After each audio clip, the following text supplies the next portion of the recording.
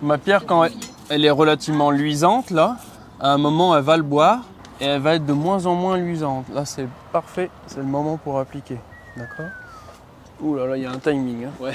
Oh là là. Faut pas que ce soit trop humide, mais il faut que ce soit quand même Non, humide. là, il y a beaucoup trop d'eau, ça coule. Là, on voit comment c'est mouillé ici. D'accord? Il faut attendre. D'accord, ok.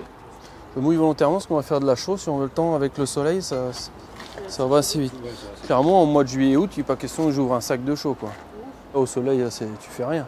On peut faire du dégrossi, mais il va sécher trop vite, il va vraiment se fissurer, ça va être vraiment pas terrible. On va privilégier de faire les faces qui ne sont pas au soleil, en tout cas qui sont au pire au soleil le matin, mais à l'ombre l'après-midi. Là, comme on est là, on commence à être bien. Vous voyez? Ça brille moins. J'ai pas les mains mouillées. Je vous montre de quelle manière je l'applique. D'accord? Je veux faire un endroit facile que je peine pas. J'en prends la moitié. D'accord?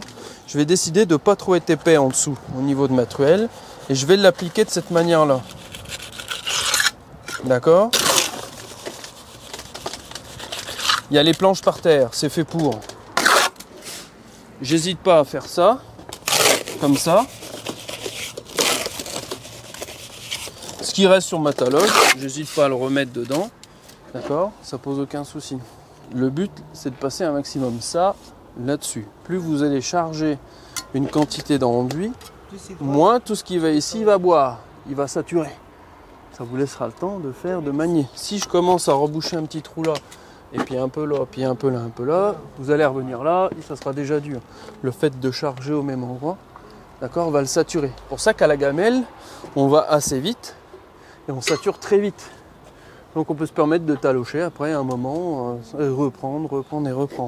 Idéalement, il faut commencer là-haut, en descendant. Pour quelle raison? C'est parce que s'il y a besoin de remouiller, vous avez commencé en bas. Si ça coule sur ce qu'on vient de faire, bon, c'est là. Alors en finition, catastrophe. On commencera par en haut. Voilà. Puis il y a des projections tout en bas, on fait que de reprendre toujours en bas. Pour mon enduit, mais je vais davantage venir ici sur la gauche reprendre que de faire ça ici comme ça de cette manière-là. Finir sur quelque chose qui a déjà été fait.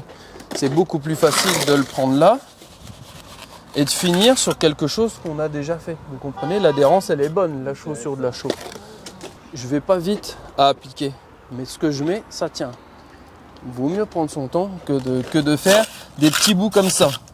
Vous allez me faire ça, j'en suis sûr. Moi, je fais de cette manière-là. Hop, je peux monter comme ça si je veux. Si vous jugez suffisamment la quantité. Je retouche pas à ce que je fais. Vous voyez? Moi, je le prends. Le but, c'est de passer le volume et je suis capable de charger. Vous voyez? Je retouche pas à ce que je fais. Je vais vous expliquer pourquoi. Je vais en faire une quantité. Voilà. Ce qui est là au sol, hein, ça retourne là-dedans. Après, au moment que je veux avoir fait, moi, je suis pas trop mal, je suis plutôt régulier. Vous verrez en faisant. À un moment, je vais passer une règle pour essayer de corriger, puisque là, on a forcément des voiles sur certains moments du mur où c'est le moment. Le dégrossi, il est fait pour ça. D'accord? Où on doit le corriger. Je vais mettre des coups de règle et j'aurai des endroits de vide que je vais pouvoir tout de suite reprendre. Et à partir de ce moment-là, je commencerai, quand mon enduit va commencer à épaissir, je pourrai talocher et là, je vais tout de suite faire quelque chose qui va ressembler à quelque chose. Ok? Je vous laisse appliquer. Voilà, l'adhérence, elle est bonne. Donc là, on a bien réussi à remplir et l'adhérence est bien présente.